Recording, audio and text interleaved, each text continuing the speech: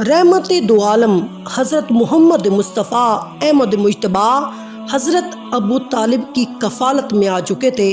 हज़रत अबू तालिब को हजूर नबी करीम से बहुत मोहब्बत थी। आप अपने किसी भी फर्जंद को हजूर से बढ़कर प्यार न करते और शब रोज़ आपके हालात का जायज़ा लेते और रोज़ाना रात को अपने पास सुलाते और आपके बारे किसी शख्स से भी मुतमिन ना होते। और यही वजह है कि तमाम मजालिस महफिल में हमेशा अपने साथ रखते।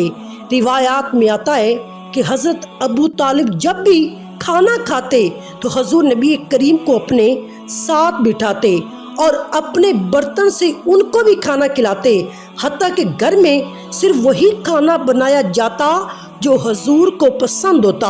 और जब अल्लाह के रसूल खाना खा लेते तब हज़रत अबू तालिब के जो बच्चे थे वो खाना खाना शुरू करते, क्योंकि आप समझते थे कि जिस भी चीज़ को मोहम्मद मुस्तफ़ा हाथ लगाते हैं वो मुतबर्रक हो जाती है और जल्दी ख़त्म नहीं होती।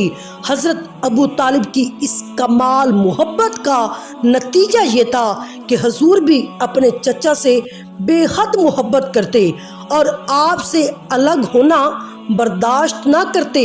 और यही वजह है जब हजूर नबी करीम की उम्र मुबारक कमो बेश 12 साल को पहुंची तो हज़रत अबू तालिब ने सफ़र शाम का इरादा किया। सफ़र के लिए सारे इंतज़ामात मुकम्मल हो गए तो जनाबे अबू तालिब ने रवानगी के लिए सामान बांध लिया।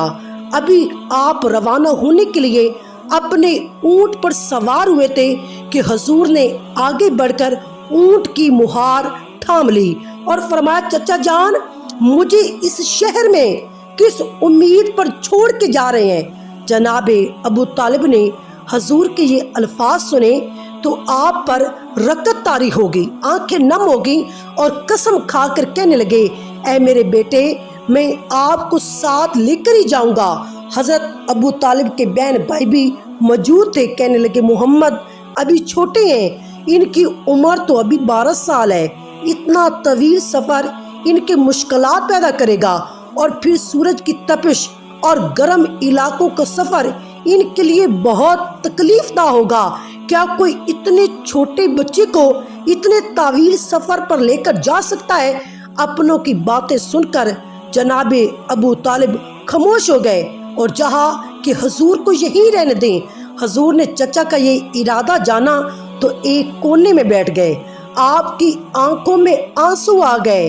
हज़रत अबू तालिब ने देखा तो बोले, शायद आपका ये रोना हमारी जुदाई की वजह से है।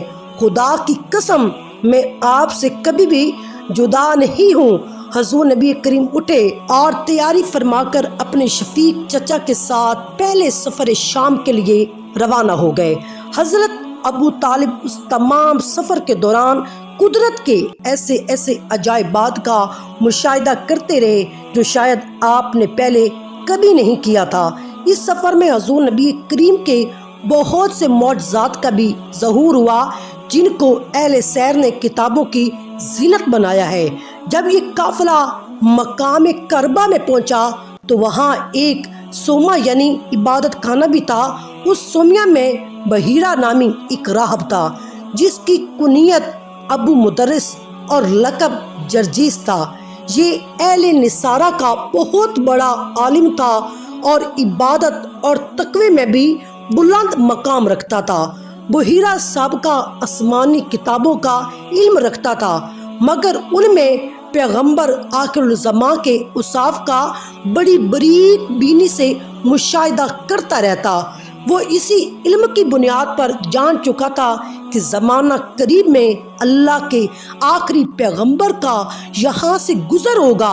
इसीलिए सालों पहले उसने उस जगह को अपना मस्कन बनाया और यहाँ एक इबादत खाना बनाया और इबादत में मसरूफ़ हो गया। मगर जो भी काफ़िला मक्के से शाम के लिए यहाँ से गुजरता वो उनका मुशाहिदा करता और हर फर्द पर नज़र डालता।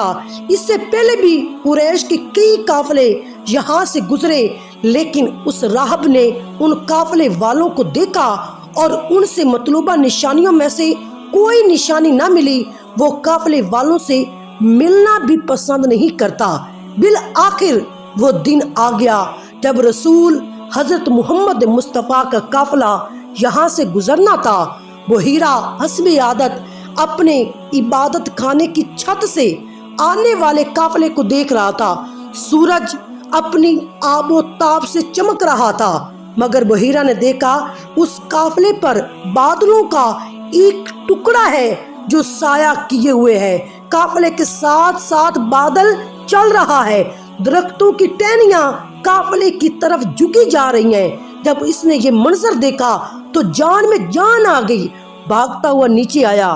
دل میں ایک امید اٹھی کہ پیغمبر آخر الزماں سے ملاقات کا وقت قریب آ گیا ہے، شاید اسی قافلے میں وہ نبی موجود ہوں جن کا میں سالوں سے انتظار کر رہا ہوں۔ انہی سوچوں کے انبار لیے باہر آ کر قافلے والوں کو قریب آتا دیکھا تو قافلے والوں نے اس راہب سے کچھ فاصلے پر پڑاؤ ڈال دیا۔ رسول خدا حضرت ابو طالب کے ہمراہ ایک درخت کے نیچے تشریف لے آئے، اور بحیرہ نے دیکھا کہ قافلے کے شرکاء تو ایک طرف ہیں، مگر حیرت کی بات ہے کہ بادلوں کا ٹکڑا جو ساتھ ساتھ چلتا آ رہا تھا وہ اس درخت کے اوپر سایہ کیے ہوئے ہے۔ جب اس نے دیکھا تو انتظار نہ کر سکا اور جھومتا ہوا اس درخت کے نیچے آیا اور حضور کا دست مبارک تھام کر بلند آواز میں کہنے لگا، اے اہل قافلہ، جان لو یہ سید الانبیاء ہے، یہ خاتم المرسلین ہے۔ قافلے والوں نے حیرت سے پوچھا، تم یہ کیا کہہ رہے ہو؟ بحیرہ نے کہا، میں وہ کہہ رہا ہوں جو پہلی آسمانی کتابوں میں پڑھ چکا ہوں۔ جب سے تم لوگ اس وادی میں اترے ہو کوئی پتھر ایسا نہیں جس نے سجدہ نہ کیا ہو، اور درختوں کی ٹہنیاں اس کی طرف نہ جھکی ہوں، اور بادل اس کے اوپر سایہ کر رہے ہیں، اور یہ قدرت پروٹوکول کسی اور کے لیے نہیں بلکہ اللہ کے رسول کے لیے ہو سکتا ہے۔ پھر بحیرہ نے حضرت ابو طالب اور تمام قافلے والوں کو دعوت دی اور کہنے لگا، مجھے توقع ہے کہ آپ لوگ میری دعوت ضرور قبول کریں گے اور مجھے خدمت کا موقع دیں گے۔ حضرت ابو طالب نے بحیرہ کی دعوت کو قبول کیا اور دعوت میں حاضر ہونے کا عندیہ دے دیا۔ یہ پہلا موقع تھا کہ قریش کے کسی قافلے کو عیسائیوں کی عبادت خانے میں دعوت کی پیشکش کی جا رہی تھی۔ جب تمام لوگ دعوت خانے کے لیے پہنچے تو حضور نبی کریم سامان کے پاس موجود تھے، قافلے کے پاس موجود تھے، اور لوگ تمام اس عبادت خانے میں پہنچ گئے۔ تو اس راہب نے پوچھا کہ وجہ کیا ہے، کیا کوئی کسی کو پیچھے چھوڑ کر آئے ہو؟ تو انہوں نے کہا، ہاں ایک لڑکا ہے، اسے چھوڑ کر آئے ہیں۔ تو اس راہب نے کہا کہ یہ کیسی بارات ہے جو دولہے کے بغیر آ گئی ہے؟ اس نے سرکار دو عالم نور مجسم کو بلوایا اور کہا، لوگوں جو آج میں آپ کی عزت کر رہا ہوں اور یہ اعتماد کیا گیا ہے، یہ سب تمہارے لیے نہیں بلکہ اللہ کے رسول کے لیے کیا گیا ہے۔